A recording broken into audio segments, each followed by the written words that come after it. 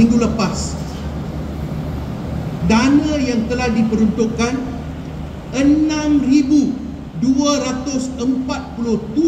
wanita India telah bermanfaat. Ini bukan sekadar angka yang kecil.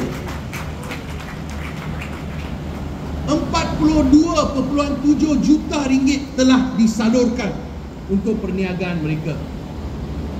Memang keperluan program PAN ini diperlukan. Jadi saya telah menghubungi Datuk Syamil. Saya tanya kepada dia, feedback macam mana?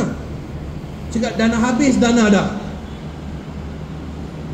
Dana habis, belum sampai 1 tahun lagi, dana habis dah. Banyak permohonan masih sedang masuk. We will finish earlier than expected. Dia bagi saya tahu.